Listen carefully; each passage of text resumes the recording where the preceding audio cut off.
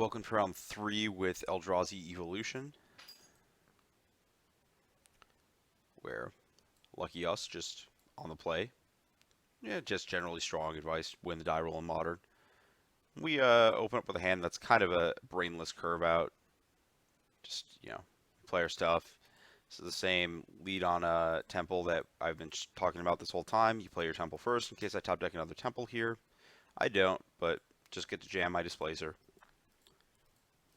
Just absolutely great Magic card. And I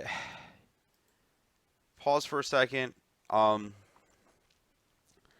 think the Heath was what kind of gave it away. My opponent's probably just trying to kind of cord nonsense is what I thought here. But this could also be weird draws out of the LD deck. They have Birds as their secondary or tertiary accelerant behind Utopia Sprawl and Arbor Elf. And they mulligans, they could have had a bad draw, but I don't think that changes anything. So I shove in. I don't think there's anything that punishes me for doing that. And I want to bait like a random lightning bolt or something before I sear, or like not get them to cast. Like if they just have a lightning bolt and they burn it on the Displacer, I don't want them to know that I'm going to sear them. Like they might save it or might not use it there. So I sear, and I do see a punish comically. I'm going to take Nahiri because it's just like one of the better cards I think against my clunky creature deck. They have a cord that I'm going to have to pluck out of their hand at some point, and then Ooze is kind of a brick.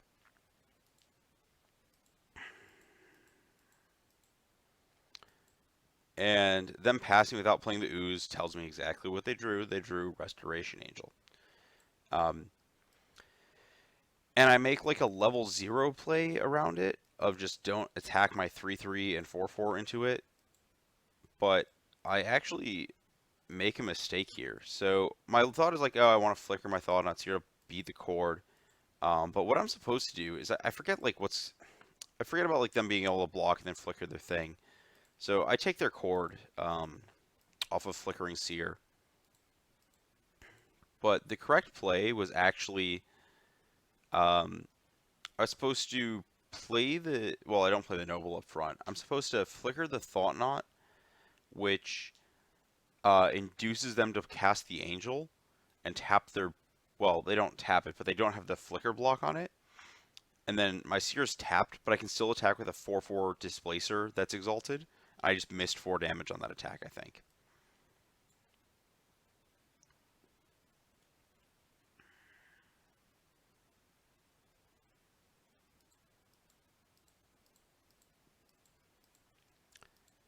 So I take some, mediocre beats. And there's nothing in graveyards, so there's nothing punishing me for just jamming with my stuff.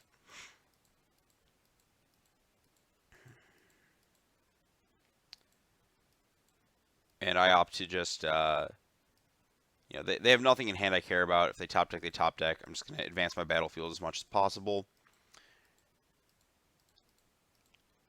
And they pass with a bunch of mana up. And at this point, like, I guess they could have top deck Cord. If they top deck Cord, I was just dead because they find Kiki. So I'm trying to figure out what is actually going on here with the mana. And I Evo sacking the Reshaper. I think that's a slightly wrong tap that I'm supposed to tap the Ghost Quarter and leave up mana for the Resurgence. Path is a real nice one to hit. And the card my opponent actually drew was Negate, which is not something I considered. I get to bash with my big Thought-Knot Seer into that. This is now representing a 3/3 Ooze, but I can reset it at whatever point with Displacer. Having the path gives me protection on this Angel.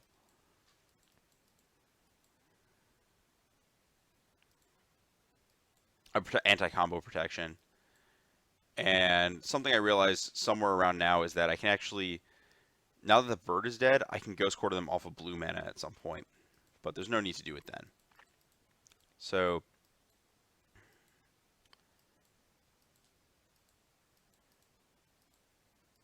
here I fire a Exile on their Ooze to reset it.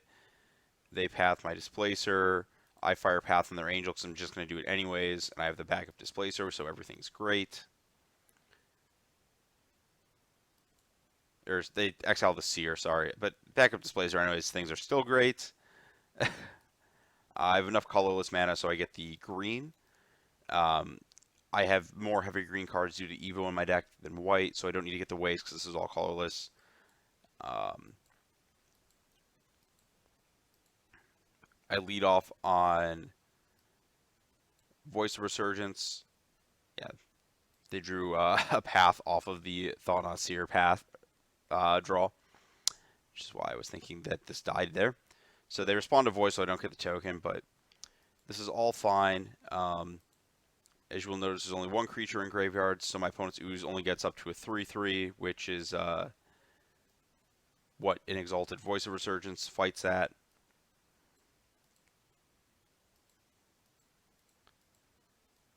I take out the blue mana just to cut my opponent's options. 1, 2, 3. And the reason I'm fine exposing this Displacer here, so there's this argument for holding it so I can actually like get an activation out of it at some point. But if my opponent top decks a Witness or a Path, I was saying that the Voice gets to a 3/3 with Exalted that can attack into the Ooze that only has one creature to fuel it.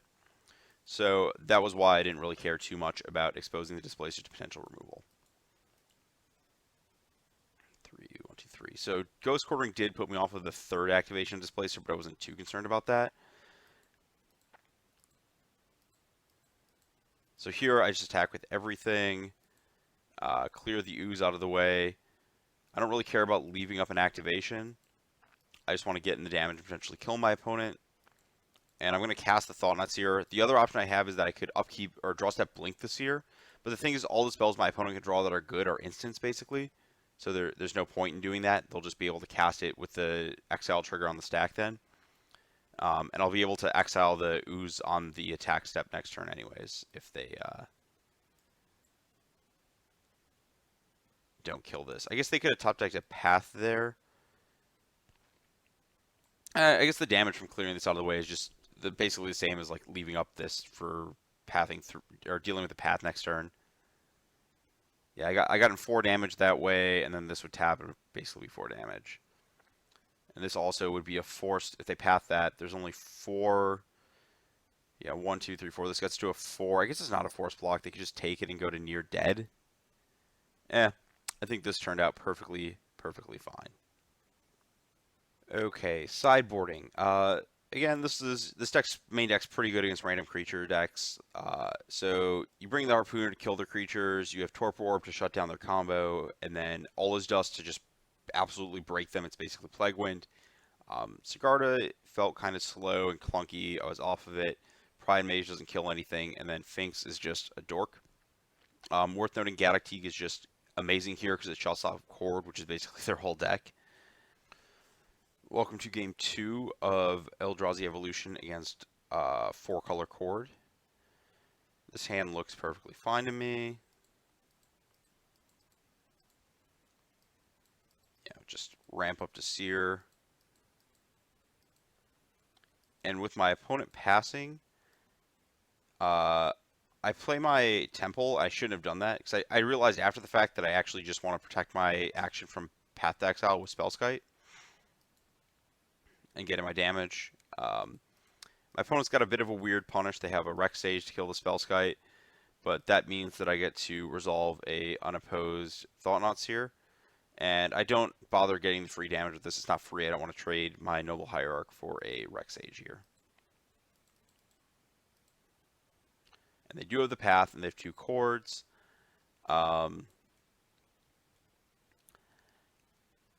I think I have to take Path here to actually get somewhere. I think 1 Chord is bad for me, and their hand's not even that good at casting Chord. And I have to like figure out how to assemble Displacer, Harpooner in time to start breaking up Chords. I guess maybe I could have left them with Path, and then if they Path my Seer, then I get to Displacer earlier, but maybe they just don't care about Displacer. Or so they don't care about Seer, and then they Path the Displacer, and then I die. So it just doesn't sound good all around. So Exarch goes after my mana. And obviously I just get to free roll the attack.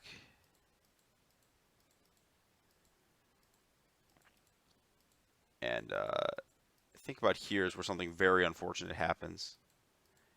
My opponent draws Nahiri and starts taking over the game with a Planeswalker that's... I like to call this card a Planeswalker. This is kind of a weird showdown because it's hard for me against an already set up battlefield to pressure it. But I do have my Mondo combo, which will start picking stuff up. So Evo is basically the best thing I could draw there, because I get to get Teague and break up my opponent's entire hand of Quarter Callings. And now it's just a matter of whether this interaction can race my opponent drawing cards with Nahiri that matter.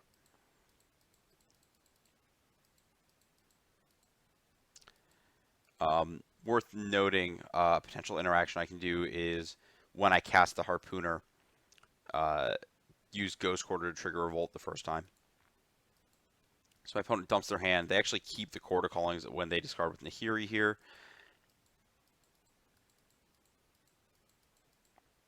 And I go to, kill their... I draw a Windswept Heath.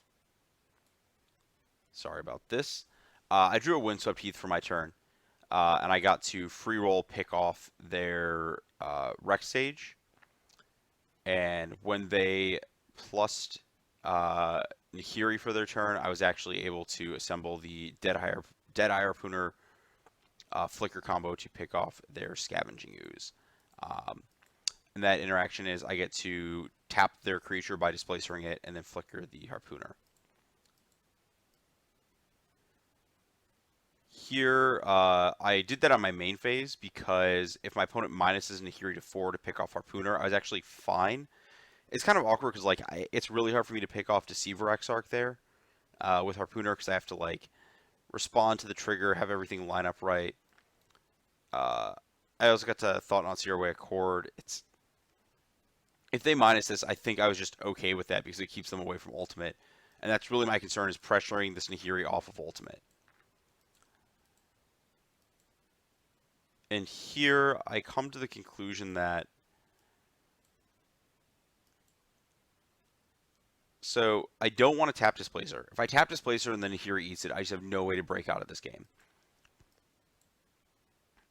So I'm going to be tapping blockers and then pressuring Nahiri.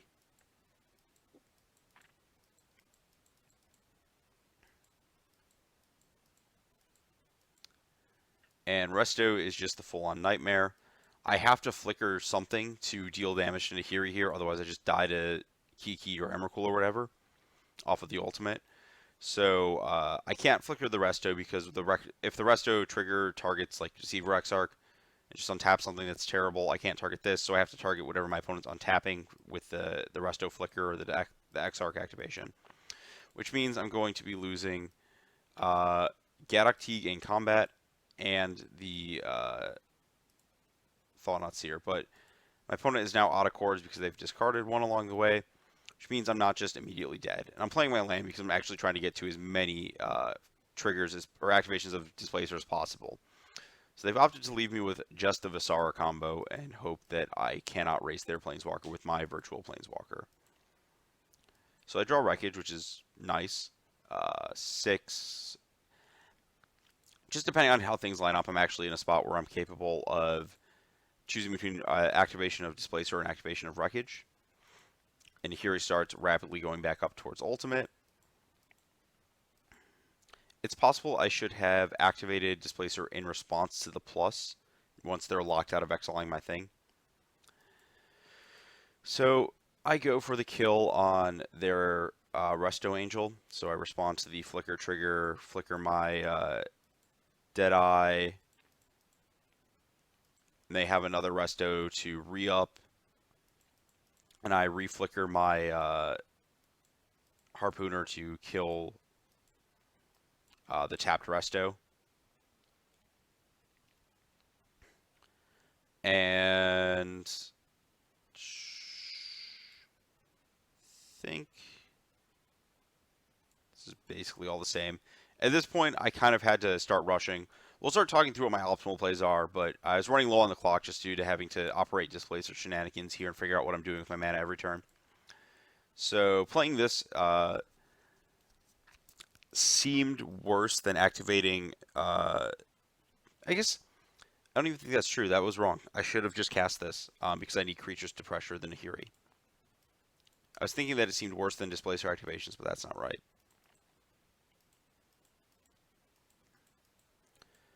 My opponent kikis, and here I make a small punt, I think.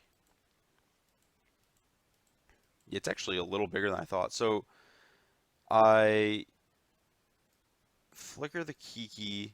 My opponent goes after the Angel, and I think I should have killed the Angel in response. And instead, I just re-kill the Kiki. Yeah, if I kill the Angel in response, then they have these, and I can flicker and kill the Kiki. And then kill something else on their turn. Though here he's still at ultimate.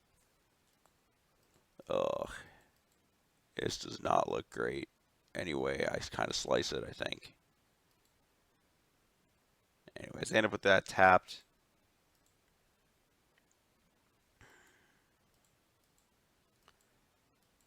My goal here is to Evo for a big flyer and then get through in the air, but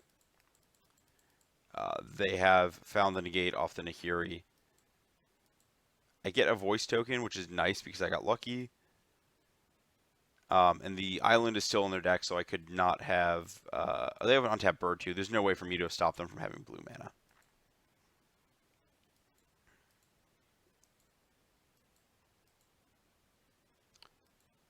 So we have a Nahiri at ultimate. Even with the Kiki in their graveyard, they can ultimate it for Ewit and get back Kiki. And then just cast Kiki from there.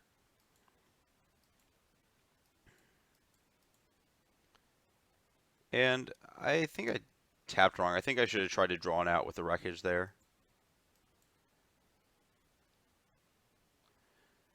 So here I'm in a spot where I am capable of handling the ultimate, but it's going to cost me attacking with my Displacer. I'm just going to think through if that's actually correct. So I can, if this, I can shove with everything. The thing is the Displacer is going to end up tapped, and it'll die to Nahiri. So I just attack 3 creatures. I could Flicker Bird, attack all these at this.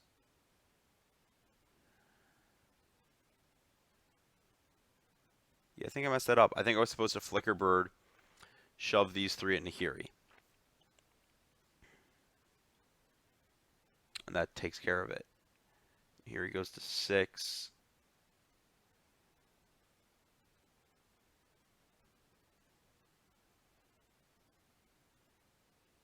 Then they can't deal with any of these. Well, they can kill the elemental token if they want. You can use Displacer to pick off the tap blockers.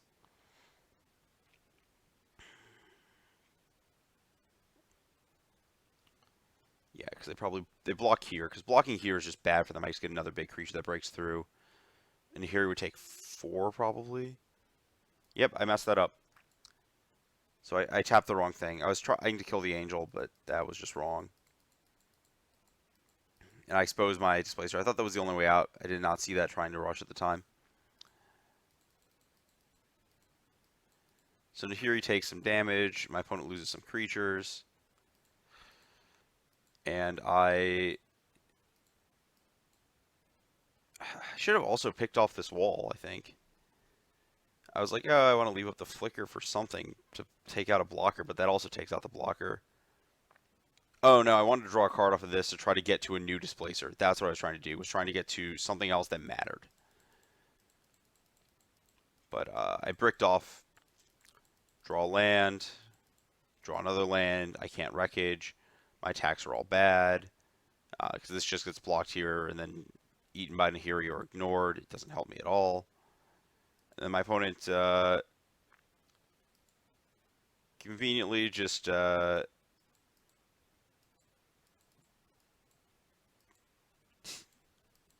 basically locked out and put out of my misery at this point, unless I don't even know if drawing a Displacer at that point would have been enough, but they yeah, as I'm stuck here drawing nothing, they draw a Witness, and I I tap a little wrong. I could have Witnessed to Evo And this is me just punting due to going turbo. Then Evo would get nothing that really stops my opponent. Like I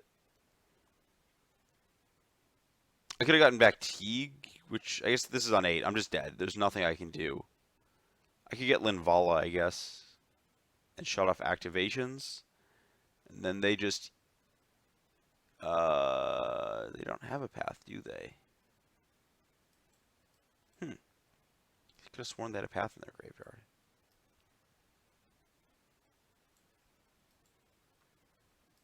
Yeah, I tapped wrong. I could have, if I could have witnessed back Teague and cast it, or not, sorry, witnessed back Evo and cast it for Linvala.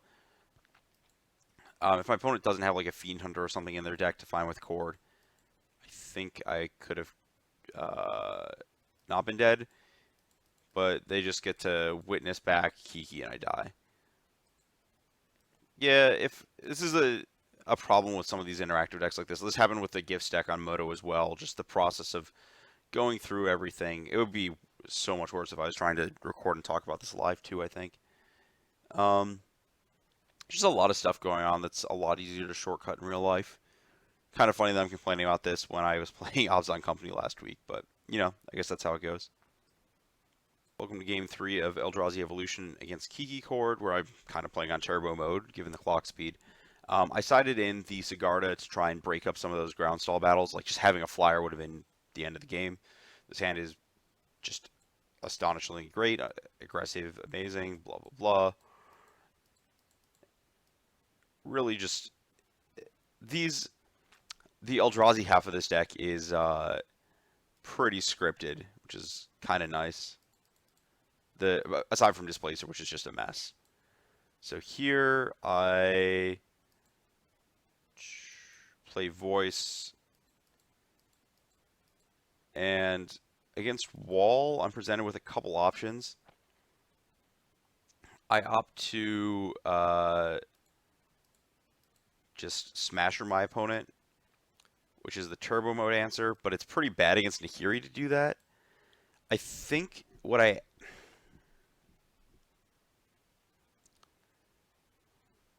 yeah, that's just quite... Well, I guess they minus, and then I path their blocker and kill Nahiri, so that's not the worst in the world. And then I get to Evo. I don't mind that outcome.